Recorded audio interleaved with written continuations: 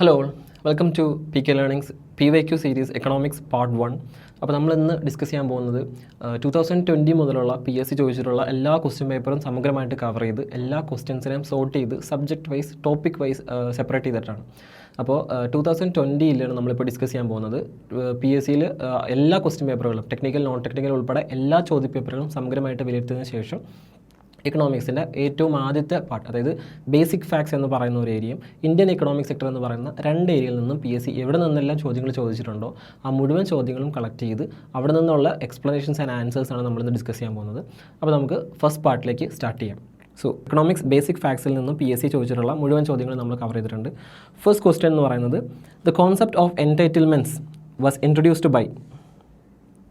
The entitlements എന്ന് പറയുന്ന concept launch ചെയ്ത് അല്ലെങ്കിൽ ആ ഒരു ടേം ഇൻട്രൊഡ്യൂസ് ചെയ്തത് ആരാണ് എന്നാണ് ചോദിച്ചിരിക്കുന്നത്. ഓപ്ഷൻസ് ആയിട്ട് പ്രണബ് മുഖർജി, അമർത്യ സെൻ, മൻമോഹൻ സിംഗ് ആൻഡ് നരേന്ദ്രമോദി കൊടുത്തിട്ടുണ്ട്. അപ്പോൾ ഫസ്റ്റ് ഓഫ് ഓൾ ഇത് 002/2020 ICDS supervisor in women and child development എന്ന് പറയുന്ന ക്വസ്റ്റ്യൻ പേപ്പറിൽ നിന്നാണ് നമ്മൾ ചോദ്യം എടുത്തിരിക്കുന്നത്. അപ്പോൾ ഇവിടെ എൻടൈറ്റിൽമെൻറ്റ്സ് എന്ന് പറയുന്നത് എന്താണെന്ന് നമ്മൾ അറിയണം, ഇത് ആരാണ് പറഞ്ഞിരിക്കുന്നതെന്ന് അറിയണം. അതാണ് നമ്മളിവിടെ ആൻസറിൽ ഡിസ്കസ് ചെയ്യാൻ പോകുന്നത്. സോ നമുക്ക് നോക്കാം, ഇതിൻ്റെ ആൻസർ നോക്കാം. ആൻസർ ബി ആണ്. അതായത് അമർത്യ സെൻ ഇൻട്രൊഡ്യൂസ് ചെയ്തിട്ടുള്ള ഒരു കോൺസെപ്റ്റാണ് കോൺസെപ്റ്റ് ഓഫ് എൻടൈറ്റിൽമെൻറ്റ്സ് എന്ന് പറയുന്നത്. ഇതെന്താണെന്ന് നമുക്കൊന്ന് നോക്കാം. The concept of entitlement in the context of famine and poverty was introduced by the Nobel laureate economist Amartya Sen through his book Poverty and Famines. He developed the entitlement approach to explain that famines can occur not just from a lack of food but from people losing their ability to acquire food through economic means. അപ്പോൾ നമ്മൾ ആദ്യം ആൻസറിലേക്ക് നമ്മൾ കടന്നു. അമർത്യ സെൻ ആണ് ഈ ഒരു term coin ചെയ്തതെന്നുള്ള answer നമുക്ക് മനസ്സിലായി. എൻടൈറ്റിൽമെൻറ്റ് എന്ന് പറയുന്ന ഒരു കോൺസെപ്റ്റ് ലോഞ്ച് ചെയ്തിരിക്കുന്ന അമർത്യ സെൻ ആണെന്ന് നമുക്ക് മനസ്സിലായി. പിന്നെ നമ്മൾ നോക്കുന്നത് ഇതെന്താണെന്നാണ്, എന്താണ് ഈ എൻടൈറ്റിൽമെൻറ്റ്സ് എന്ന് പറയുന്നതാണ്. അപ്പോൾ അദ്ദേഹത്തിൻ്റെ ബുക്കായിട്ടുള്ള പോവർട്ടി ആൻഡ് ഫേമൻസ്, ഇത് ഇമ്പോർട്ടൻ്റ് ആണ്. പോവർട്ടി ആൻഡ് ഫേമൻസ് എന്ന് പറയുന്ന പുസ്തകത്തിലൂടെയാണ് അദ്ദേഹം ഈ ടൈം കോയിൻ ചെയ്തിരിക്കുന്നത്. അപ്പോൾ എന്താണ് എൻടൈറ്റിൽമെൻറ്റ് എന്ന് പറയുന്നത്? അപ്പോൾ അദ്ദേഹം പറയുകയാണ് ആളുകൾക്ക് അല്ലെങ്കിൽ ക്ഷാമം അല്ലെങ്കിൽ ഫേമിൻ ഉണ്ടാകാനുള്ള കാരണം എന്ന് പറയുന്നത് ഫുഡിൻ്റെ അവൈലബിലിറ്റിനെ മാത്രം ഡിപ്പെൻഡ് ചെയ്തിട്ടുള്ളൊരു കാര്യമല്ല. അപ്പോൾ ഒരു പ്രത്യേക രാജ്യത്ത് അല്ലെങ്കിൽ നമ്മളൊരു സ്ഥലം കൺസിഡർ ചെയ്യുകയാണെങ്കിൽ അവിടെ ക്ഷാമം അല്ലെങ്കിൽ ഫേമിൻ ഉണ്ടാകാനുള്ള കാരണം എന്ന് പറയുന്നത് ഫുഡിൻ്റെ അവൈലബിലിറ്റി മാത്രമല്ല. മേ ബി ഒരുപാട് ഫുഡ് അവൈലബിൾ ആയിരിക്കാം, പക്ഷേ അവിടെയുള്ള ആളുകൾക്ക് അത് പർച്ചേസ് ചെയ്യാനുള്ള ഒരു കഴിവ് കൂടി വേണം. അപ്പോൾ ആ ഒരു പർച്ചേസിങ് പവർ ഇല്ലെങ്കിൽ, അവർക്കത് വാങ്ങാനുള്ള ശേഷി ഇല്ലെങ്കിലും എന്ത് ഉണ്ടാവാം, ഈ ഫേമിൻ ഉണ്ടാവാം എന്നാണ് അദ്ദേഹം ഈ കോൺസെപ്റ്റിലൂടെ പറയുന്നത്. അതാണ് എൻടൈറ്റിൽമെൻറ്റ്, കോൺസെപ്റ്റ് ഓഫ് എൻടൈറ്റിൽമെൻറ്റ് എന്ന് പറയുന്നത് കൊണ്ട് ഉദ്ദേശിക്കുന്നത്. ആ രണ്ട് പാർട്ടും ഇമ്പോർട്ടൻ്റ് ആണ്. സോ ഇതിൻ്റെ ആൻസർ ആയിട്ട് വരുന്നത് അമർത്യ സെൻ ആണ്, കോൺസെപ്റ്റ് ഓഫ് എൻടൈറ്റിൽമെൻറ്റ് എന്ന് പറയുന്നത്. ഇനി നമുക്ക് രണ്ടാമത്തെ ക്വസ്റ്റിനിലേക്ക് കിടക്കാം. സോ ഈ ഒരു ടോപ്പിക്കിൽ നിന്നും അല്ലെങ്കിൽ ബേസിക് ഫാക്ട്സ് എന്ന് പറയുന്ന ഏരിയയിൽ നിന്നും PSC ചോദിച്ചിട്ടുള്ള 2020 ചോദിച്ചിട്ടുള്ള ചോദ്യ പേപ്പറുകളിൽ 3 ഏരിയയിൽ നിന്നും 3 ക്വസ്റ്റ്യൻസാണ് അടുത്ത് വരുന്നത്. ആ 3 ക്വസ്റ്റ്യൻസ് കോമൺ ആയിട്ട് ഒരു ടോപ്പിക്കിൽ നിന്നാണ് വന്നിരിക്കുന്നത്. സോ നമ്മൾ ആ 3നും കൂടി ഒരൊറ്റ എക്സ്പ്ലനേഷൻ ആയിട്ടാണ് കൊടുത്തിരിക്കുന്നത്. അപ്പോൾ നമുക്ക് നോക്കാം. ഫസ്റ്റ് ക്വസ്റ്റ്യൻ എന്ന് പറയുന്നത് dash is based on the principle of self interest, maximisation of profit and exploitation. 1 corporation, 2 capitalism, 3 socialism, 4 trade unionism. So ചോദിച്ചിരിക്കുന്നത് എന്താണ്, ഏത് എക്കണോമിക് കോൺസെപ്റ്റാണ് അല്ലെങ്കിൽ ഏത് എക്കണോമിക് ബേസിനെ അടിസ്ഥാനമാക്കിയിട്ടാണ് ഈ self interest, maximisation of profit, exploitation ഇത് എന്തുമായിട്ടാണ് കണക്ട് ചെയ്തിരിക്കുന്നതെന്ന് ചോദിച്ചിരിക്കുന്നത്. അത് കോപ്പറേഷൻ ആണോ, ക്യാപിറ്റലിസം ആണോ, സോഷ്യലിസം ആണോ, അല്ലെങ്കിൽ ട്രേഡ് യൂണിയനിസം ആണോ എന്നാണ് ചോദിച്ചിരിക്കുന്നത്.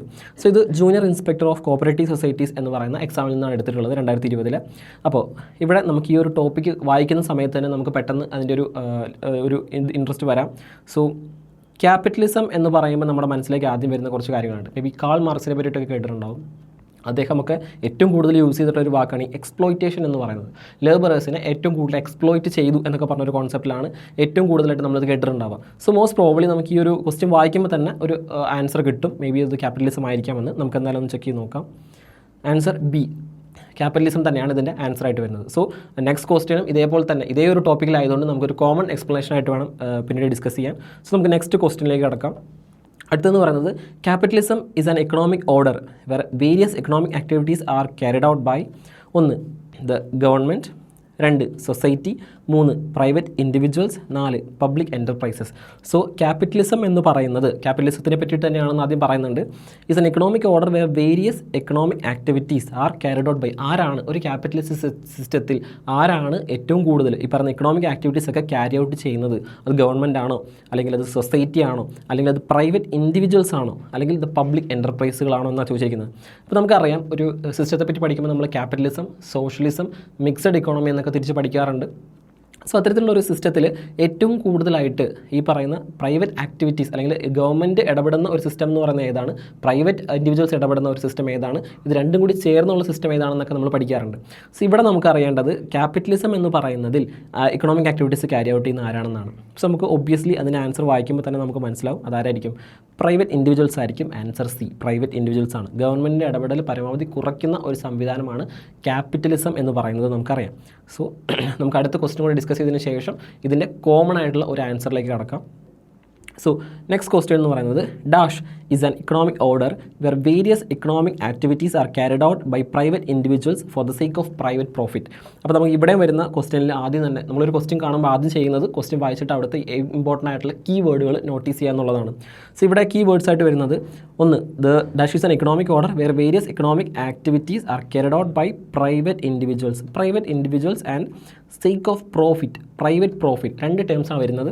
ഒന്ന് പ്രൈവറ്റ് ഇൻഡിവിജ്വൽസ് എന്ന് പറയുന്ന വാക്കും, രണ്ട് പ്രൈവറ്റ് പ്രോഫിറ്റും. പ്രൈവറ്റ് ആയിട്ടുള്ള പ്രോഫിറ്റ് കളക്ട് ചെയ്യുക അല്ലെങ്കിൽ പ്രൈവറ്റ് ആയിട്ട് മാർക്കറ്റ് അല്ലെങ്കിൽ കമ്പനീസ് റൺ ചെയ്യുക എന്നൊക്കെ പറയുമ്പോൾ നമുക്ക് മനസ്സിലാവും അത് എന്ത് തന്നെയാണ്, ക്യാപിറ്റലിസ്റ്റ് സിസ്റ്റത്തിൽ തന്നെയാണ് വരുന്നത്. സോഷ്യലിസ്റ്റ് അല്ലെങ്കിൽ കമ്മ്യൂണിസ്റ്റ് സിസ്റ്റത്തിലൊക്കെ എന്ത് വരുന്നില്ല, പ്രൈവറ്റ് ആയിട്ടുള്ള ഇൻകം എന്ന് പറയുന്ന ഒരു കോൺസെപ്റ്റേ വരുന്നില്ല. ഗവൺമെൻറ് ആണ് മുഴുവൻ കളക്റ്റീവായിട്ട് അത് കൺട്രോൾ ചെയ്യാൻ നമുക്കറിയാം. സോ ക്യാപിറ്റലിസം എന്ന് പറയുന്ന സിസ്റ്റത്തിനെയാണ് എന്ത്, private individuals and sake of profit എന്ന് പറയുന്ന രണ്ട് ടേംസും കണക്ട് ചെയ്യുന്നത്. ഇത് ശരിയാണോ നമുക്ക് നോക്കാം. ആൻസർ സി, ക്യാപിറ്റലിസം തന്നെയാണ്. സോ നമ്മൾ 3 ക്വസ്റ്റ്യൻസ് ഡിസ്കസ് ചെയ്തു. നമുക്കൊന്നും കൂടെ ഒന്ന് ചെക്ക് ചെയ്യാം.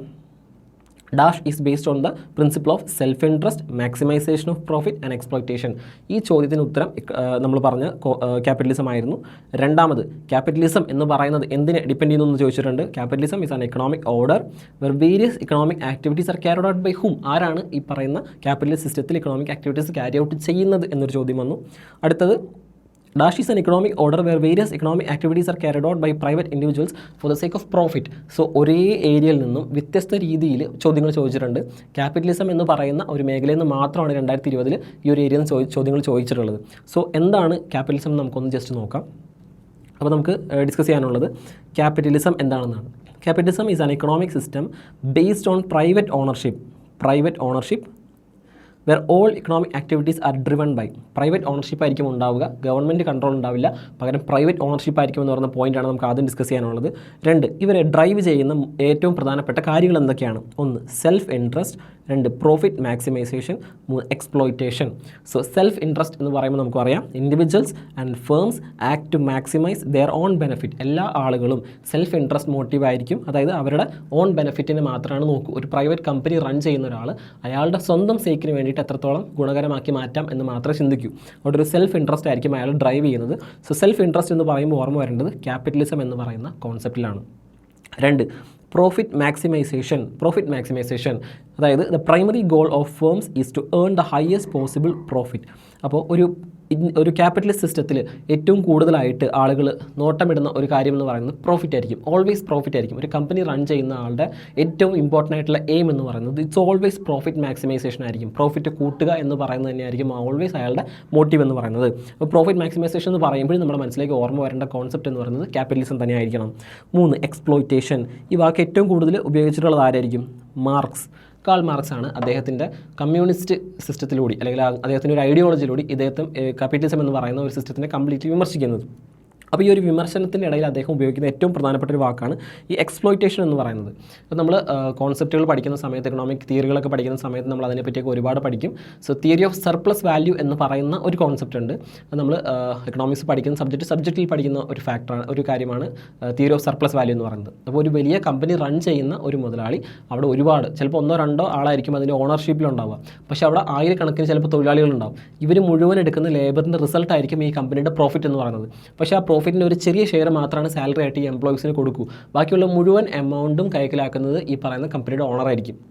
അപ്പോൾ ഒരു ചെറിയ എഫേർട്ടിലൂടെ ഇയാൾ മാക്സിമം എമൗണ്ട് കരസ്ഥമാക്കുന്നു എന്ന് പറയുന്നതിലാണ് സർപ്ലസ് വാല്യൂ എന്ന് പറയുന്നത്. ഈ അഡീഷണൽ എമൗണ്ടിനെയാണ് സർപ്ലസ് വാല്യൂ എന്ന് പറയുന്നത്. അപ്പോൾ ആ ഒരു പ്രിൻസിപ്പിൾ മുന്നോട്ട് കൊണ്ടുവന്നത് കാൾ മാർക്സ് ആണ്. അപ്പോൾ ആ കാൾ മാർക്സ് ബാക്കിയുള്ള തൊഴിലാളികളെ ഇദ്ദേഹം ചൂഷണം ചെയ്യുകയാണ് അല്ലെങ്കിൽ എക്സ്പ്ലോയിറ്റ് ചെയ്യുകയാണ് എന്ന് പറഞ്ഞു. ആ കോൺസെപ്റ്റ് തന്നെയാണ് നമ്മളിവിടെ പറയുന്നത്, എക്സ്പ്ലോയിറ്റേഷൻ എന്ന് പറഞ്ഞുകൊണ്ട് ഉദ്ദേശിക്കുന്നത്. അപ്പോൾ according to Marxian economic theory, capitalism leads to the exploitation of labour by capitalist as workers receive less than the value they produce. അപ്പോൾ എല്ലാ തൊഴിലാളികളും സൃഷ്ടിക്കുന്ന വാല്യൂ, അവരെത്രത്തോളം വാല്യൂ ക്രിയേറ്റ് ചെയ്യുന്നുണ്ടോ അതിലും താഴെ മാത്രമാണ് അവർക്ക് സാലറി ആയിട്ട് കിട്ടുന്നുണ്ടാവുള്ളൂ. അപ്പോൾ exploitation, profit maximisation, self interest, ഈ 3 വാക്കുകൾ കേൾക്കുമ്പോഴും നമ്മുടെ മനസ്സിലേക്ക് ഓർമ്മ വരേണ്ടത് ക്യാപിറ്റലിസം എന്ന് പറയുന്ന ഒരു തിയറി ആയിരിക്കും. കൂടാതെ in capitalism the market operates through competition. ഏറ്റവും പ്രധാനപ്പെട്ട ഒരു വാക്കാണ്. മാർക്കറ്റ് എപ്പോഴും ഒരു ക്യാപിറ്റലിസ്റ്റ് സിസ്റ്റത്തിൽ ഓപ്പറേറ്റ് ചെയ്യുന്നത് കോമ്പറ്റീഷനിലൂടെ ആയിരിക്കാം. കാരണം അത് അവിടെ ഗവൺമെൻറ് മാത്രം കൺട്രോൾ ചെയ്ത്, അതായത് ഒരു സോഷ്യലിസ്റ്റ് സിസ്റ്റത്തിലെ പോലെ ഗവൺമെൻറ് മാത്രം കൺട്രോൾ ചെയ്തുകൊണ്ട് ബാക്കിയുള്ള ആളുകൾക്കൊന്നും സ്വത്ത് നേടാനുള്ള അവകാശത്തെ തടഞ്ഞു വയ്ക്കുകയല്ല ചെയ്യുന്നത്. മുഴുവനും റൺ ചെയ്യുന്നത്, മാർക്കറ്റ് മുഴുവനും റൺ ചെയ്യുന്നത് ഓരോ ഇൻഡിവിജ്വൽസ് ആയിരിക്കും, അല്ലെങ്കിൽ പ്രൈവറ്റ് ഇൻഡിവിജ്വൽസോ കമ്പനീസോ ആയിരിക്കും. അപ്പോൾ അവർ തമ്മിൽ എപ്പോഴും ഒരു കോമ്പറ്റീഷൻ ഉണ്ടാകും. അപ്പോൾ ഒരേ കമ്പനി ഇറക്കുന്ന പല പ്രോഡക്റ്റ്സ് ഉണ്ടാവും, പല കമ്പനികൾ ഒരേ പ്രോഡക്റ്റ്സ് തന്നെ. ഇപ്പോൾ ഒരു സോപ്പ് എന്ന് പറയുന്ന ഒരു കാര്യം മാത്രം നമ്മൾ കൺസിഡർ ചെയ്യുകയാണെങ്കിൽ ആ സോപ്പിൽ പല ബ്രാൻഡ്സ് ഉണ്ടാവും. അപ്പോൾ ഓരോ ആളുകളും അവരുടെ സെല്ലിംഗ് കൂട്ടാൻ വേണ്ടി ഒരുപാട് മാർക്കറ്റ് ടാക്ടിക്സ് ഉപയോഗിക്കുന്നുണ്ടാവാം, അവർ ഒരുപാട് ഇന്നോവേഷൻസ് കൊണ്ടുവരാൻ ശ്രമിക്കുന്നുണ്ടാവാം. അവർ തമ്മിലുള്ള ഒരു കോമ്പറ്റീഷനാണ് അവിടെ റൺ ചെയ്യുന്നത്. ഇതാണ് ക്യാപിറ്റലിസ്റ്റ് സിസ്റ്റത്തിൻ്റെ ഏറ്റവും വലിയ പ്രത്യേകത എന്ന് പറയുന്നത്. And the government plays a limited role. അപ്പോൾ നമ്മൾ പറഞ്ഞതുപോലെ ഗവൺമെൻറ് ഇതിൽ കയറി ഇടപെടുന്നില്ല. ഇന്നത് നിങ്ങൾ പ്രൊഡ്യൂസ് ചെയ്യണം, ഇന്നത് പ്രൊഡ്യൂസ് ചെയ്യേണ്ട എന്നൊന്നും പറയുന്നില്ല. ഒരു പ്രോഡക്റ്റ് ഉണ്ടാക്കിയതിന് ശേഷമാണ് അവർ മാർക്കറ്റ് കണ്ടെത്തുന്നത്. ആളുകൾക്ക് എന്ത് വേണം എന്ന് ആദ്യമേ തിരഞ്ഞെടുത്ത് കണ്ടുപിടിച്ചതിന് ശേഷമല്ല, ആദ്യം ഒരു പ്രോഡക്റ്റ് അവർ ഉണ്ടാക്കിയതിന് ശേഷം അവർ പിന്നീടാണ് എന്ത് ചെയ്യുന്നത്, ഇവർ ഈ പറയുന്ന ആളുകൾക്ക് അത് വേണമോ വേണ്ടയോ എന്നുള്ള ഒരു ചിന്ത അവരുടെ മനസ്സിൽ ക്രിയേറ്റ് ചെയ്ത് ഇത് മാർക്കറ്റിലേക്ക് ഇറക്കി അവരിലേക്ക് സെല്ലിംഗ് നടപ്പിലാക്കുന്നത്. അപ്പോൾ ഇത് ഏറ്റവും കൂടുതൽ പ്രിവലൻ്റ് ആയിട്ടുള്ളത് എവിടെയാണ്? ക്യാപിറ്റലിസ്റ്റ് സിസ്റ്റത്തിലാണ്. അടുത്തത് therefore the principle of self interest, maximization of profit and exploitation best describes capitalism. നമ്മൾ ആദ്യത്തെ ക്വസ്റ്റിൻ്റെ ഒരു പെർഫെക്റ്റ് ആൻസർ എന്നുള്ള രീതിയിലാണ് ലാസ്റ്റ് സെൻറ്റൻസ് കൊടുത്തിരിക്കുന്നത്. അപ്പോൾ നമ്മൾ 3 ക്വസ്റ്റിനും ഡിസ്കസ് ചെയ്ത കോമൺ കോൺസെപ്റ്റുകളായിരുന്നു. ക്യാപിറ്റലിസം എന്ന് പറയുന്ന സിസ്റ്റത്തിൽ പ്രോഫിറ്റ് മാക്സിമൈസേഷനാണ് ഏറ്റവും കൂടുതൽ ആളുകൾ ലക്ഷ്യം വെക്കുന്നത്, അല്ലെങ്കിൽ ഈ ഒരു കോൺസെപ്റ്റ് മുന്നോട്ട് വയ്ക്കുന്ന ആരാണെന്ന് ചോദിക്കാം, അതും ക്യാപിറ്റലിസം തന്നെയാണ്. സോ ഈ ഒരു കോൺസെപ്റ്റ് ഇവിടെ പറഞ്ഞതുകൊണ്ട് ഏറ്റവും കൂടുതലായിട്ട് ശ്രദ്ധിക്കേണ്ടത് ഈ ഒരു മേഖലയിൽ ക്യാപിറ്റലിസം മാത്രമല്ല, ഇനി ഇതുകൂടാതെ സോഷ്യലിസ്റ്റ് സിസ്റ്റം ഉണ്ടാവാം, ക്യാപിറ്റലിസം കൂടാതെ സോഷ്യലിസ്റ്റ് സിസ്റ്റം ഉണ്ടാവാം, കൂടാതെ മിക്സഡ് ഇക്കോണമിയും ഉണ്ട്. മിക്സഡ് ഇക്കോണമി ഇന്ത്യ ഫോളോ ചെയ്ത് പോന്നിരുന്നത് ഈ മിക്സഡ് ഇക്കണോമിക് സിസ്റ്റം ആയിരുന്നു എന്ന കാര്യം കൂടെ ഓർക്കുക. ചൈന, USSR പോലെ രാജ്യങ്ങളായിരുന്നു സോഷ്യലിസ്റ്റ് പാറ്റേണിൽ ഫോളോ ചെയ്ത് പോന്നിരുന്നത്. അപ്പോൾ അതിനോടൊരു സോഷ്യലിസ്റ്റ് ചായ്വോട് കൂടിയ മിക്സഡ് ഇക്കോണമി ആയിരുന്നു ഇന്ത്യക്ക്. എന്നാൽ ഇന്ന് ഇന്ത്യക്ക് ചെറിയൊരു ചായവ് ക്യാപിറ്റലിസ്റ്റ് സിസ്റ്റത്തിലോടുകൂടിയാണ് എന്നുള്ള കാര്യം കൂടി മനസ്സിലാക്കി വയ്ക്കുക. അടുത്തതെന്ന് പറയുന്നത് ഇന്ത്യൻ ഇക്കണോമിക് സെക്ടറാണ്. അതായത് 2020 PSC ചോദിച്ചിട്ടുള്ള ഇന്ത്യൻ ഇക്കണോമിക് സെക്ടർ എന്ന് പറയുന്ന ഭാഗത്തിൽ നിന്നും എത്ര ചോദ്യങ്ങൾ ചോദിച്ചിട്ടുണ്ട്? 6 ചോദ്യങ്ങളാണ് ചോദിച്ചിട്ടുള്ളത്. ആ ചോദ്യങ്ങളിൽ നിന്ന് മുഴുവൻ നമ്മൾ 4 ക്വസ്റ്റ്യൻസ് ഓൾറെഡി ഡിസ്കസ് ചെയ്തു. 5 ക്വസ്റ്റ്യൻസ് ഇനി ബാലൻസ് ഉണ്ട്. 5 ക്വസ്റ്റ്യൻസ് എന്ന് പറയുന്നത് ഇന്ത്യൻ ഇക്കണോമിക് സെക്ടർ എന്ന് പറയുന്ന മേഖലയിൽ നിന്നാണ് ചോദിച്ചിട്ടുള്ളത്. സോ 5 ക്വസ്റ്റ്യൻസ് നമ്മളിവിടെ ഡിസ്കസ് ചെയ്യാൻ പോവുകയാണ്. ആദ്യത്തെ ചോദ്യം എന്ന് പറയുന്നത് ഒരു കൊട്ടേഷനാണ്. By and large land reforms in India enacted so far and those contemplated in the near future dash are in the right direction, and yet due to lack of implementation the actual results are far from satisfactory. This is the view of whom? BS Sindhu, ML Dandwala, Venkata Subbaiah, VS Vyas. അപ്പോൾ അദ്ദേഹം പറയുന്നത് 2020 KS ഓഫീസറിൻ്റെ ചോദിച്ച ചോദ്യമാണ്. അപ്പോൾ അദ്ദേഹം ഇവിടെ പറഞ്ഞു വയ്ക്കുന്നത് ഇന്ത്യയിൽ വലിയ രീതിയിലുള്ള ലാൻഡ് റിഫോംസ് നടപ്പിലാക്കി. അപ്പോൾ ഈ നടപ്പിലാക്കുന്ന സമയത്ത് അതിന് മുന്നോട്ട് വെച്ച ആശയങ്ങൾ വളരെ നല്ലതായിരുന്നു, എന്നാൽ ഇത് നടപ്പിലാക്കുന്നതിൽ വലിയ പരാജയം സംഭവിച്ചു എന്നാണ് പറയുന്നത്. അപ്പോൾ ആ പദ്ധതിയുടെ പാളിച്ചയായിരുന്നില്ല, പദ്ധതി നടപ്പിലാക്കിയതിലെ പാളിച്ചകളായിരുന്നു ഈ ലാൻഡ് റിഫോംസ് പ്രോപ്പറായിട്ട് നടക്കാതെ പോയത്. ഈ ലാൻഡ് റിഫോംസ് എന്നൊക്കെ പറയുമ്പോൾ നമുക്ക് ഓർമ്മയുണ്ടാവും, കേരളം ഏറ്റവും കൂടുതൽ ഫേമസ് ആയിട്ടുള്ള ഒരു കാര്യമാണ് ലാൻഡ് റിഫോംസ് എന്ന് പറയുന്നത്. കേരളവും വെസ്റ്റ് ബംഗാളുമാണ് ഏറ്റവും കൂടുതൽ ലാൻഡ് റിഫോംസ് പ്രോപ്പറായിട്ട് നടപ്പിലാക്കിയിട്ടുള്ളൂ. അപ്പോൾ ഇന്ത്യയിൽ മുഴുവൻ കൺസിഡർ ചെയ്യുകയാണെങ്കിൽ ഇതൊരു പരാജയമായിട്ട് മാറുകയായിരുന്നു ചെയ്തത്. അപ്പോൾ ഇത് നടപ്പിലാക്കുന്നതിലുള്ള പാളിച്ചയായിരുന്നു എന്ന് പറഞ്ഞു. അതാരാണ് പറഞ്ഞതെന്ന് ചോദിച്ചിരിക്കുന്നത്. അപ്പോൾ നമുക്ക് ആദ്യം അറിയേണ്ടത് എന്താണ് ഈ ലാൻഡ് റിഫോംസ്, എങ്ങനെയാണ് നടപ്പിലാക്കിയത്, അതുപോലെ ആരാണിത് പറഞ്ഞത്, ആ വ്യക്തി ആരാണ് എന്നൊക്കെയുള്ള കാര്യങ്ങളാണ് ബേസിക് ഇൻഫർമേഷൻ ആയിട്ട് നമുക്ക് ഈ ക്വസ്റ്റിനിൽ നിന്നും ക്യാപ്ചർ ചെയ്തെടുക്കാനുള്ളത്. അപ്പോൾ ഇവിടെ പറയുന്നത് BS സിന്ധു ആണോ, ML ദന്തുവാലയാണോ, വെങ്കട സുബ്ബയ്യാണോ, VS വ്യാസ് ആണോ എന്നാണ്. അപ്പോൾ നമുക്ക് ഇതിൻ്റെ ആൻസർ നോക്കാം. ആൻസർ ബി, അല്ലെങ്കിൽ ആൻസർ ഓപ്ഷൻ ബി ആയിട്ടുള്ള ML ദന്തുവാലയാണ് ഈ ഒരു ആൻസർ, ഈ ഒരു സ്റ്റേറ്റ്മെൻറ്റ് പറഞ്ഞിരിക്കുന്നത്. അപ്പോൾ നമുക്ക് നോക്കാം ഇതെന്താണെന്ന് നമുക്ക് നോക്കാം. The statement reflects a critical assessment of land reforms in India, pointing out that, അപ്പോൾ ഇദ്ദേഹം ഒരു ക്രിട്ടിക്കലായിട്ട് തന്നെയാണ് ഇതിനെപ്പറ്റി പറഞ്ഞിരിക്കുന്നത്. എന്താണ് പറഞ്ഞത് നോക്കാം. The policy direction of land reforms were appropriate. Policy നടപ്പിലാക്കിയത്, പോളിസി കൊണ്ടുവന്ന പോളിസികളൊക്കെ നല്ലത് തന്നെയായിരുന്നു. But due to poor implementation, the outcomes have been unsatisfactory. അപ്പോൾ നടപ്പിലാക്കുന്നതിലെ പാളിച്ചയാണ് അത് പരാജയപ്പെടാനുള്ള കാരണം. This specific analytical view is associated with the well-known Indian economist ML Dandwala, who made significant contributions to the study of agricultural economics and rural development. അപ്പോൾ നമ്മളിവിടെ ഓർത്തിരിക്കേണ്ടത് ML ദന്തുവാലയെ കൂടിയാണ്. അദ്ദേഹം ഒരു significant ആയിട്ടുള്ള agricultural എക്കണോമിക്സിൽ പഠനം നടത്തിയിട്ടുള്ള ഒരു വ്യക്തിയായിരുന്നു. അഗ്രികൾച്ചറൽ എക്കണോമിക്സിൽ മാത്രമല്ല റൂറൽ ഡെവലപ്മെൻറ്റുമായിട്ട് ബന്ധപ്പെട്ട് ഒരുപാട് പഠനങ്ങൾ നടത്തിയ ഒരു വ്യക്തിയായിരുന്നു ML ദന്തുവാല എന്ന് പറയുന്നത്. അപ്പോൾ രണ്ട് കാര്യങ്ങളാണ് നമ്മളിവിടെ പഠിച്ചത്. എന്താണ് ഈ പരാജയം നടപ്പിലാക്കി ലാൻഡ് റിഫോംസ് എന്താണ്, അല്ലെങ്കിൽ ലാൻഡ് റിഫോംസ് നടപ്പിലാക്കിയതിലുള്ള പാളിച്ചകൾ എന്തായിരുന്നു എന്ന് അദ്ദേഹം പറയുന്നുണ്ട്. അപ്പോൾ ദന്തുവാല ആരാണ് എന്ന് കൂടി നമ്മളവിടെ പറയുന്നു. അടുത്ത ക്വസ്റ്റ്യൻ, അടുത്തത് ഒരു മലയാളം വെർഷനാണ്. മലയാളം ക്വസ്റ്റ്യൻ മലയാളത്തിലും ഇംഗ്ലീഷ് ക്വസ്റ്റ്യൻ ഇംഗ്ലീഷിൽ തന്നെയാണ് നമ്മൾ ഡിസ്കസ് ചെയ്യുന്നത്. അപ്പോൾ ഈ ചോദ്യം എന്ന് പറയുന്നത് ഇന്ത്യയുടെ സമ്പദ് വ്യവസ്ഥ താഴെ പറയുന്നവയിൽ ഏതാണെന്നാണ്. മുതലാളിത്ത സമ്പദ് വ്യവസ്ഥ, സോഷ്യലിസ്റ്റ് സമ്പദ് വ്യവസ്ഥ, മിശ്ര സമ്പദ് വ്യവസ്ഥ, ഇവയൊന്നുമല്ല. അപ്പോൾ നമുക്കറിയാം, നമ്മൾ മുന്നേ തന്നെ പറഞ്ഞു, ടൈപ്സ് ഓഫ് ഇക്കോണമിയിൽ നമ്മൾ ആദ്യം ക്യാപിറ്റലിസത്തിനെ പറ്റിയിട്ടാണ് ഡിസ്കസ് ചെയ്തത്. അപ്പോൾ ഇന്ത്യയുടെ കാര്യം ചോദിക്കുന്നുണ്ട്. സ്വാതന്ത്ര്യത്തിന് ശേഷം അല്ലെങ്കിൽ ഇന്ത്യൻ ഇക്കണോമിക് സെക്ടർ എന്ന് പറയുമ്പോൾ നമ്മൾ ഉദ്ദേശിക്കുന്നത് സ്വാതന്ത്ര്യം കിട്ടുന്നതിന് മുന്നേ ഇന്ത്യ എങ്ങനെയായിരുന്നു, കിട്ടിയതിന് ശേഷം എന്തൊക്കെ policy ഡിഫറൻസുകൾ വന്നിട്ടുണ്ടെന്നൊക്കെയാണ്.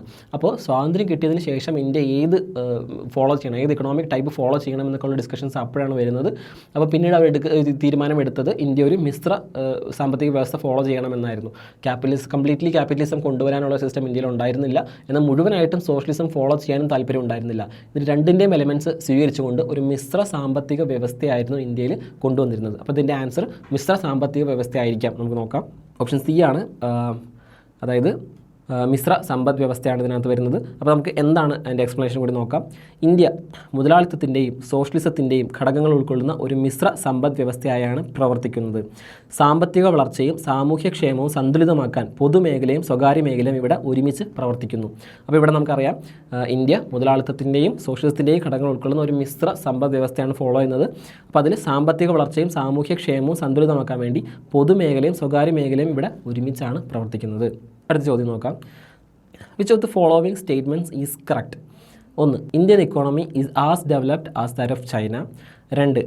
About 70% of Indians are self employed and are the owners of micro or small enterprises. 3. In India, single biggest employment is created by agriculture and its allied activities. 4. About a 58% of Indian workforce is employed in MNCs. ഇതും 2020 KS ഓഫീസറിന് ചോദിച്ച ചോദ്യമായിരുന്നു. അപ്പോൾ നമുക്ക് answer discuss ചെയ്യാം. അപ്പോൾ ആദ്യം ഒരു statement ചോദ്യം ആയതുകൊണ്ട് തന്നെ നമുക്ക് ഓരോ സ്റ്റേറ്റ്മെൻറ്റ്സും സെപ്പറേറ്റ് ആയിട്ട് ഡിസ്കസ് ചെയ്യണം. സോ ആദ്യമായിട്ട് Indian economy is as developed as that of China. Indian economy China പോലെ തന്നെ ഡെവലപ്ഡ് ആണ് എന്നാണ് പറയുന്നത്. അത് കേൾക്കുമ്പോൾ തന്നെ നമുക്കൊരു വീക്ക്നെസ് ഫീൽ ചെയ്യും. ചൈന എന്ന് പറയുന്നത് കുറച്ചുകൂടെ ഗ്രേറ്റസ്റ്റ് ആയിട്ടുള്ള ഒരു ഇക്കോണമിയാണ്, ഒരു വലിയ സമ്പദ് വ്യവസ്ഥയാണ് ചൈനയ്ക്കുള്ളത്. ചൈനയുടെ 3-1 താഴെയുള്ള GDP ആണ് ഇന്ത്യക്ക് ഉള്ളതെന്ന് നമുക്കറിയാം. അപ്പോൾ അതൊരു തെറ്റായ സ്റ്റേറ്റ്മെൻറ്റ് ആവാനാണ് സാധ്യത. അടുത്തെന്ന് പറയുന്നത് about 70% of Indians are self employed and are the owners of micro or small enterprises. അപ്പോൾ 70% ഇന്ത്യൻസും സെൽഫ് എംപ്ലോയിഡ് ആണ്, കൂടാതെ and are the owners of micro or small enterprises. അപ്പോൾ 70% ഇന്ത്യൻ സെൽഫ് എംപ്ലോയിഡ് ആണ് എന്ന് പറയുമ്പോൾ അതിലും നമ്മൾ ജനറലി എല്ലാ വർഷങ്ങളിലും നമ്മൾ കേൾക്കുന്ന ഒരു കാര്യമാണ്, ഏറ്റവും കൂടുതൽ ആളുകൾ ഇപ്പോഴും എന്ത് മേഖലയിലാണ്, അഗ്രികൾച്ചറൽ മേഖലയുമായിട്ട് ബന്ധപ്പെട്ടു എന്നുള്ള ന്യൂസുകളൊക്കെ നമ്മൾ കണ്ടിട്ടുണ്ടാവും. അപ്പോൾ ഈ ഒരു സ്റ്റേറ്റ്മെൻറ്റിൽ ഒരു വേഗ്നെസ് ഉണ്ട്. അപ്പോൾ എല്ലാവരും ഈ പറഞ്ഞ 70% ആൾക്കാർക്ക് മൈക്രോ ഓർ സ്മോൾ എൻ്റർപ്രൈസുകൾ ഉണ്ട് എന്നൊക്കെ പറയുമ്പോൾ നമുക്കറിയാം ആ ഒരു സ്റ്റേറ്റ്മെൻറ്റിലുമുള്ള ഒരു വീക്ക്നെസ് അല്ലെങ്കിൽ ഒരു തെറ്റാവാനുള്ള പോസിബിലിറ്റി കൂടുതലാണ്. അടുത്തെന്ന് പറയുന്നത് മൂന്നാമത്തത്, in India single biggest employment is created by agriculture and allied activities. Possibly ശരിയാവാൻ സാധ്യതയുള്ളൊരു സ്റ്റേറ്റ്മെൻറ്റാണ്. അഗ്രികൾച്ചർ അലൈഡ് ആക്ടിവിറ്റീസിലാണ് ഏറ്റവും കൂടുതൽ ആളുകൾ ഇന്ത്യയിൽ പ്രവർത്തിക്കുന്നത് എന്ന് പറയുന്നത്. 4. 58% of the Indian work force എന്ന് പറയുന്നത് എവിടെയാണ്? MNCകളിലാണെന്ന് പറയുന്നത്. അത് അപ്പം തന്നെ നമുക്ക് വെട്ടാം. 58% ഓഫ് ദ ഇന്ത്യൻസ് MNCകളിൽ വർക്ക് ചെയ്യുന്നു പറയുമ്പോഴേ നമുക്ക് ആൻസർ വെട്ടക്കളയാം. അപ്പോൾ തന്നെ നമുക്കൊരു ആൻസറിലേക്ക് എത്തും. ഏതാണ്? ഓപ്ഷൻ സി ആവാനാണ് പോസിബിലിറ്റി. നമുക്ക് നോക്കാം. ഓപ്ഷൻ സി തന്നെയാണ്. In India single biggest employment is created by agriculture and allied activities എന്ന് പറയുന്നതാണ് ശരി ഉത്തരം. Agriculture and allied activities provide the largest source of employment in India with the recent data showing around 44-52% of the work force is engaged in this sector, making it the biggest employment generator. അതായത് ഇന്ത്യയിൽ നിന്നും ഏറ്റവും കൂടുതൽ ആളുകൾ agriculture field അല്ലെങ്കിൽ അതുമായിട്ട് ബന്ധപ്പെട്ട വ്യവസ്ഥയിൽ തന്നെയാണ് സ്ഥിതി ചെയ്യുന്നത്. ഇപ്പോഴും ഉള്ളത് 44 മുതൽ 52% വരെ വർക്ക് ഫോഴ്സും ഇപ്പോഴും ഈ ഒരു സെക്ടറിൽ തന്നെ ഉള്ളത്. അപ്പോൾ നമ്മൾ ഒരുപാട് കേട്ടിട്ടുണ്ടാവും പ്രൈമറി, സെക്കൻഡറി, ടേർഷറി സെക്ടർ എന്നൊക്കെ പറഞ്ഞിട്ട്. അപ്പോൾ ഈ സെക്ടറിൽ കോൺട്രിബ്യൂഷൻ ആളുകൾ ഏറ്റവും കൂടുതൽ വർക്ക് ചെയ്യുന്ന അഗ്രികൾച്ചറിലാണെങ്കിലും അഗ്രികൾച്ചർ ഇന്ത്യയുടെ GDPയിലോട്ട് കൊടുക്കുന്ന കോൺട്രിബ്യൂഷൻ എന്ന് പറയുന്നത് വളരെ കുറവാണെന്നുള്ള കാര്യം നമ്മൾ കേട്ടിട്ടുണ്ടാവും. കേരളത്തിൻ്റെ കേസിൽ അഗ്രികൾച്ചർ എന്ന് പറയുന്ന മേഖലയിൽ ആളുകളുടെ എണ്ണം വളരെ കുറവാണ്. ഏറ്റവും കൂടുതൽ സർവീസ് സെക്ടറിലാണ് ആളുകളുള്ളത്. ഏറ്റവും കൂടുതൽ കോൺട്രിബ്യൂഷൻസ് കൊടുക്കുന്നതും സർവീസ് സെക്ടർ തന്നെയാണ്. സോ അതിൽ നമ്മൾ ഉത്തരത്തിലേക്ക് എത്തിയിരിക്കുന്നു. ഇനി അടുത്തതെന്ന് പറയുന്നത് 8ാമത്തെ ചോദ്യമാണ്. The reason for India's occupational structure remaining more or less the same over the years has been that productivity in agriculture has been high enough to retain people to stay with agriculture. Lack of awareness among the people of the significance of transition from agriculture to industry for industrial for economical development. 3 increased investments towards capital intensive industries. 4 ceilings on land holdings increase the number of land owners and hence their preference to stay with agriculture. ഇതൊരു KS ചോദിച്ച ചോദ്യം തന്നെയായിരുന്നു. അപ്പോൾ നമുക്കിതൊന്ന് discuss ചെയ്യാം. ഇന്ത്യയുടെ the reason for India's occupational structure, ഇന്ത്യയുടെ നിലവിലുള്ള ഒക്കുപ്പേഷണൽ സ്ട്രക്ചർ, അതായത് ഏറ്റവും കൂടുതൽ ആളുകളുള്ളത് എവിടെയാണ്? അഗ്രികൾച്ചർ സെക്ടറിൽ തന്നെയാണ്. Remaining more or less the same over the years. ഈ കഴിഞ്ഞ വർഷങ്ങളിലെല്ലാം നോക്കിയാലും ഇന്ത്യക്ക് സ്വാതന്ത്ര്യം കിട്ടിയതിന് ശേഷം നോക്കുമ്പോൾ സമയത്തൊക്കെ ഒരേ ഫീൽഡിൽ തന്നെയാണ് ആളുകൾ കണ്ടിന്യൂസ്ലി വർക്ക് ചെയ്തുകൊണ്ടിരിക്കുന്നത്. അതിൽ നിന്ന് ഒരു മാറ്റം ഉണ്ടാകുന്നതേ ഇല്ല. എന്തുകൊണ്ടാണ് എന്ന് ചോദിച്ചിരിക്കുന്നത്. 1 the productivity in agriculture has been high enough to retain people to stay with agriculture. ഈ ഒരു സ്റ്റേറ്റ്മെൻറ്റ് വായിക്കുമ്പോൾ നമുക്ക് എന്താ തോന്നുക? അതായത് അഗ്രികൾച്ചറിൽ ഏറ്റവും കൂടുതൽ പ്രൊഡക്ടിവിറ്റി ഉള്ളത് കൊണ്ടാണ് ആളുകൾ അവിടെ തന്നെ നിൽക്കുന്നതെന്നാണ് പറയുന്നത്. അങ്ങനെ പറയുമ്പോൾ നമുക്കറിയാം അഗ്രികൾച്ചറിൻ്റെ കോൺട്രിബ്യൂഷൻ കൂടണം. ഇപ്പം നിലവിൽ നമുക്കറിയാം, ഓൾറെഡി നമ്മൾ ഡിസ്കസ് ചെയ്ത് കഴിഞ്ഞു, അഗ്രികൾച്ചറിൽ ഏറ്റവും കൂടുതൽ ആളുകൾ വർക്ക് ചെയ്യുന്നുണ്ടെങ്കിലും അതിൻ്റെ പ്രൊഡക്ടിവിറ്റി വളരെ കുറവാണ്. അതായത് അവരുടെ കോൺട്രിബ്യൂഷൻ ടു ദ GDPയും വളരെ കുറവാണ്. ഈ പ്രൊഡക്ടിവിറ്റി എന്ന് പറഞ്ഞാൽ എന്താണ്? ഒരു ചെറിയ മേഖലയിൽ നിന്ന് ഏറ്റവും കൂടുതൽ പ്രൊഡക്ഷൻ നടക്കുന്നുണ്ട്. അപ്പോൾ ഒരു ഹെക്ടറിൽ നിന്നും ഒരാൾ 100 കിലോ ഉണ്ടാക്കുന്നുണ്ട്, മറ്റേ ആൾ 200 കിലോ ഉണ്ടാക്കുന്നുണ്ടെങ്കിൽ 200 കിലോ ഉണ്ടാക്കുന്ന ആൾക്ക് അതേ ഏരിയയിൽ നിന്ന് കൂടുതൽ കാര്യങ്ങൾ പ്രൊഡ്യൂസ് ചെയ്യാൻ പറ്റുന്നുണ്ട്. അപ്പോൾ അയാളുടെ പ്രൊഡക്ടിവിറ്റി കൂടുതലാണ്. അതിനാണ് നമ്മൾ പ്രൊഡക്ടിവിറ്റി എന്ന് പറഞ്ഞുകൊണ്ട് ഉദ്ദേശിക്കുന്നത്. അഗ്രികൾച്ചറിന് പ്രൊഡക്ടിവിറ്റി കൂടുതലായിരുന്നെങ്കിൽ ഇപ്പോഴും ഏറ്റവും കൂടുതൽ ആൾക്കാർക്ക് പ്രോഫിറ്റബിൾ ആയിട്ട് ജീവിക്കാൻ പറ്റുന്ന മേഖല അതായിരുന്നേനെ. പക്ഷേ അതല്ല. അപ്പോൾ ആ ഉത്തരം തെറ്റാന്ന് നമുക്ക് മനസ്സിലായി. 2 lack of awareness among the people of the significance of transition from agriculture to industry for economic development. Awareness കുറവാണ് എന്ന് പറയുന്നു. അപ്പോൾ നമുക്കറിയാം അഗ്രികൾച്ചർ ഇപ്പോഴും എപ്പോഴും കോമൺ ആയിട്ട് എഗ്രി ചെയ്യാൻ പറ്റുന്ന ഒരു കാര്യമാണ് അവയർനെസ് കുറവാണ്. എല്ലാ കാര്യങ്ങളിലും നമുക്കറിയാം ഈ ഒരു പർട്ടിക്കുലർ മേഖല എന്നെടുത്ത് നമുക്ക് എവിടെ ചൂണ്ടിക്കാണിച്ചാലും മുതൽ ആളുകൾക്ക് അവയർനെസ് കുറവാണ് നമുക്ക് എവിടെ വേണമെങ്കിലും പറയാൻ പറ്റും. അപ്പോൾ അവയർനെസ് ക്രിയേറ്റ് ചെയ്തായിട്ടുള്ള ക്ലാസ്സുകളൊക്കെ നമുക്ക് പല സ്ഥലങ്ങളിലും കാണാം ഇതുപോലെ.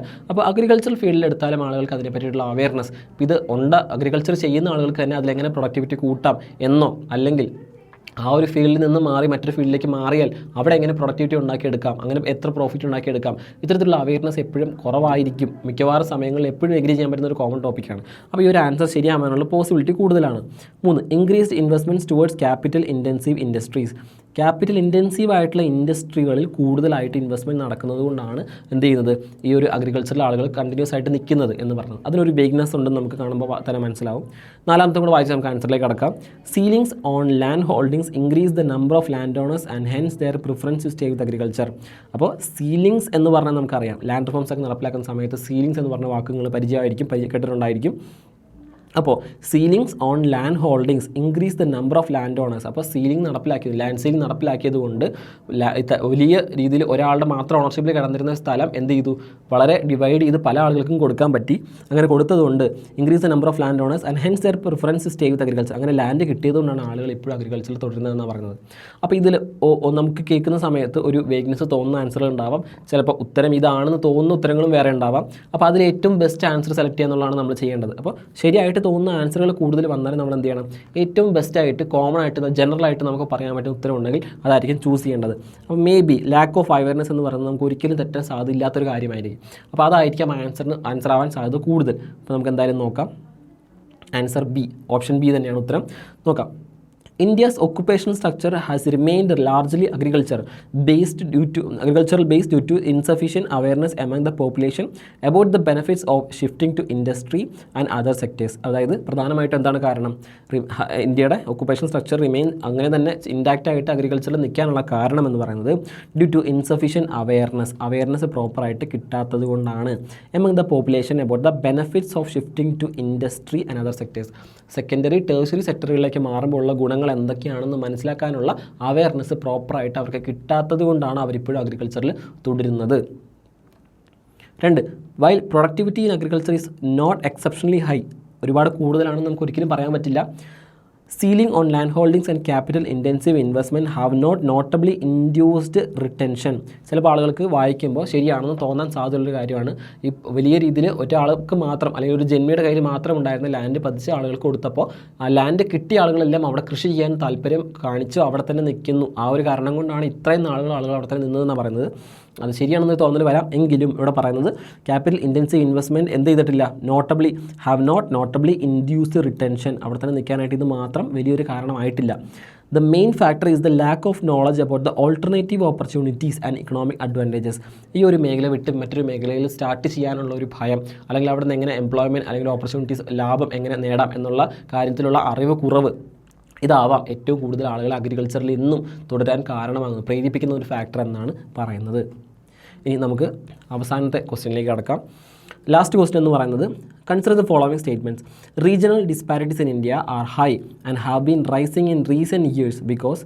എന്തുകൊണ്ടാണ് റീജിയണൽ ഡിസ്പാരിറ്റീസ് ഇന്ത്യയിൽ കൂടുതൽ എന്നാണ് ചോദിക്കുന്നത്? റീസെൻറ്റ് ഇയേഴ്സിലൊക്കെ ഏറ്റവും കൂടുതലായിട്ട് വരുന്നു, അത് എന്തുകൊണ്ടാണ് എന്നാണ് ചോദിച്ചിരിക്കുന്നത്. ഇതൊരു മൾട്ടിപ്പിൾ ചോയ്സ് ക്വസ്റ്റ്യൻ ആണ്. അപ്പോൾ ഒരു മൾട്ടിപ്പിൾ ചോയ്സ് ക്വസ്റ്റ്യൻ ചെയ്യുന്ന സമയത്ത് നമ്മളെല്ലാം പ്രോപ്പറായിട്ട് വായിച്ച് റീഡ് ചെയ്തതിന് ശേഷം മാത്രമാണ് ഓപ്ഷൻ സെലക്ട് ചെയ്യാവൂ. ആദ്യത്തെ ഓപ്ഷൻ എന്ന് പറയുന്നത്, there is persistent investment over time only in selected sectors. ചില സെക്ടറുകളിൽ മാത്രമായിട്ട് പെർസിസ്റ്റൻ്റ് ആയിട്ടുള്ള ഇൻവെസ്റ്റ്മെൻറ്റുകൾ വരുന്നു. അത് ഉറപ്പായിട്ടും ശരിയാവാൻ സാധ്യതയുള്ള സ്റ്റേറ്റ്മെൻ്റ് ആണ്. കാരണം എന്താണ്? ആലോചിക്കുക, സെലക്ടഡ് സെക്ടറിൽ ഇൻവെസ്റ്റ്മെൻറ്റ് എന്ന് പറയുമ്പോൾ ആദ്യം ആലോചിക്കേണ്ടത് ഇതൊരു ഹൈപ്പർ അങ്ങനെ ഒരു സ്റ്റേറ്റ്മെൻ്റ് ആണെന്നല്ല, വായിക്കുന്ന സമയത്ത് ഇതുമായിട്ട് ബന്ധപ്പെട്ട ഒരു കാര്യത്തെപ്പറ്റി ആലോചിക്കുക. ബഡ്ജറ്റ് പ്രിപ്പയർ ചെയ്യുന്ന സമയത്ത് നമുക്കറിയാം ഒരിക്കലും എല്ലാ മേഖലകൾക്കും ഈക്വലായിട്ട് ഫണ്ട് കൊടുക്കാൻ ഒരിക്കലും ഒരു ബഡ്ജറ്റിന് പറ്റില്ല. ഏതെങ്കിലും ഒരു പർട്ടിക്കുലർ മേഖലയെ ഫോക്കസ് ചെയ്തിട്ടായിരിക്കാം. ഇപ്പോൾ നമുക്ക് 5 ഇയർ പ്ലാൻസ് ഒക്കെ നോക്കുന്ന സമയത്ത് മനസ്സിലാവും, ആദ്യം അഗ്രികൾച്ചറിനായിരുന്നു പ്രിഫറൻസ്, പിന്നീട് ഇൻഡസ്ട്രിക്കായി പ്രിഫറൻസ്, പിന്നീട് ഗ്രോത്തുമായിട്ട് ബന്ധപ്പെട്ട പല മറ്റ് മേഖലകൾക്കുമായിരുന്നു പ്രിഫറൻസ്. അങ്ങനെ ഓരോ തവണയും പോവർട്ടിക്കായിരുന്നു ചിലപ്പോൾ സമയത്ത് പ്രിഫറൻസ് കൊടുത്തിട്ടുണ്ടായിരുന്നത്. അപ്പോൾ ഓരോ സമയത്ത് പ്രിഫറൻസ് കൊടുക്കുന്ന ഓരോ മേഖലയ്ക്കായിരിക്കും. എല്ലാത്തിനും സമഗ്രമായി പ്രിപ്പയർ ചെയ്യാൻ ഒരു ബഡ്ജറ്റ് നമുക്ക് പ്രിപ്പയർ ചെയ്യാൻ പറ്റില്ല.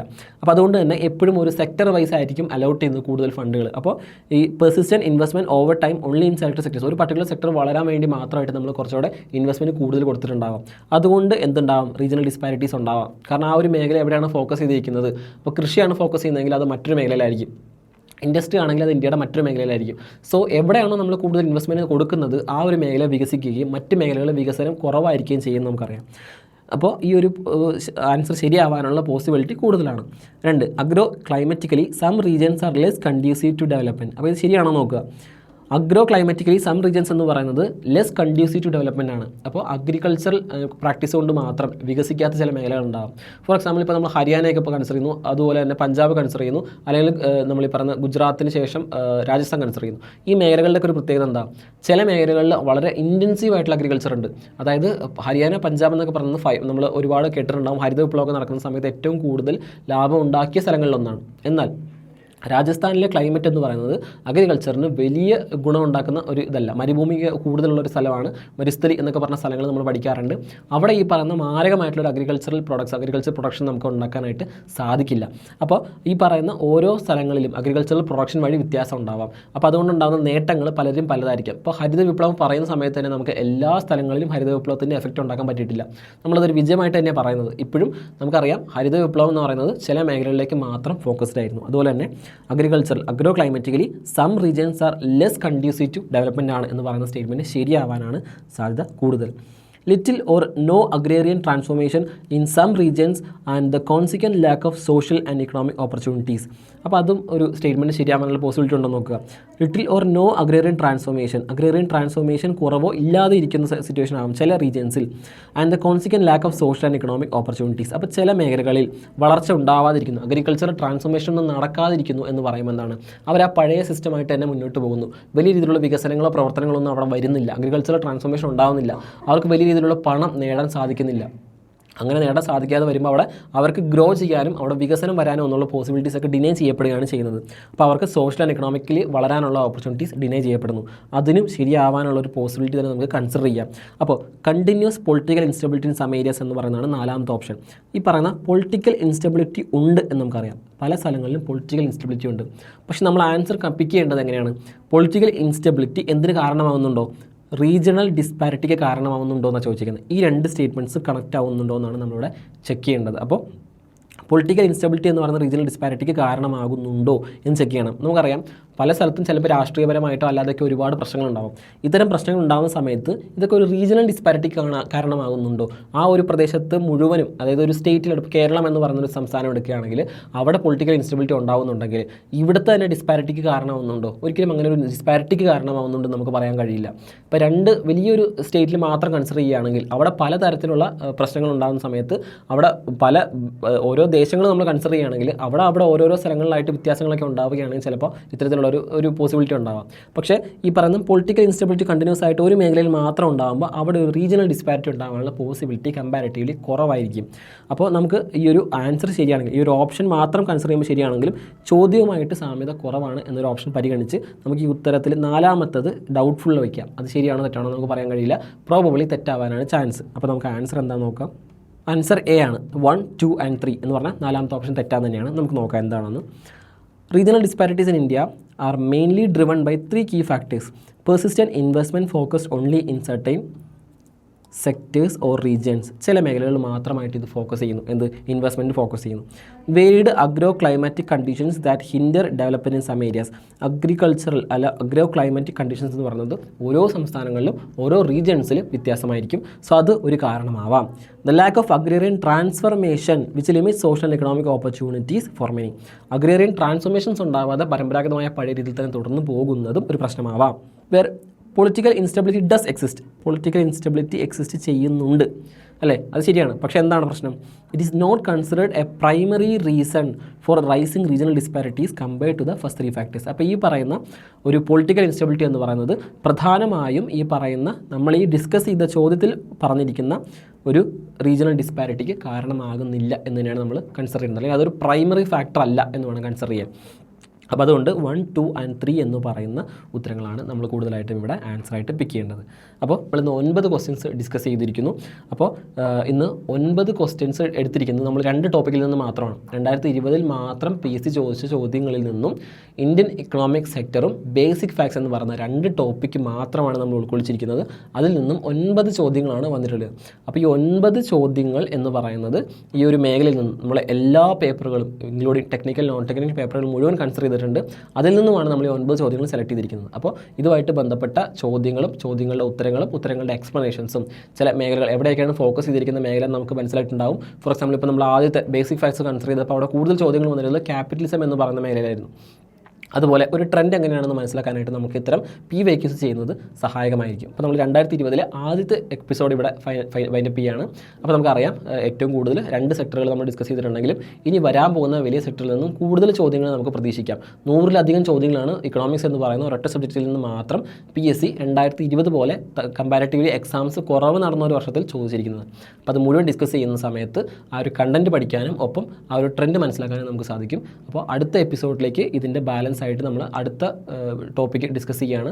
ആ ടോപ്പിക്കിൽ എത്രത്തോളം കൂടുതൽ ഫാക്ടേഴ്സ് വരുന്നുണ്ട്, ക്വസ്റ്റ്യൻസ് വരുന്നുണ്ട്, അതിൻ്റെയൊക്കെ ആൻസർ എങ്ങനെ പോകുന്നു, ട്രെൻഡ് എങ്ങനെയാണെന്നൊക്കെയുള്ള കാര്യങ്ങൾ മനസ്സിലാക്കാൻ വേണ്ടിയിട്ട് അടുത്ത എപ്പിസോഡിനായിട്ട് കാത്തിരിക്കുക. ഈ ഒരു എപ്പിസോഡ് സീരീസ് തീരുന്നത് വരെ മുഴുവൻ എപ്പിസോഡും കണ്ട് എക്കണോമിക്സ് എന്ന് പറയുന്ന ഒരു സബ്ജക്റ്റിനെ മുഴുവൻ ഈ ഒരു പ്രീവിയസ് ഇയർ അനാലിസിസ് കൂടി നടത്തി പഠിക്കാൻ ശ്രമിക്കുക. Thank you.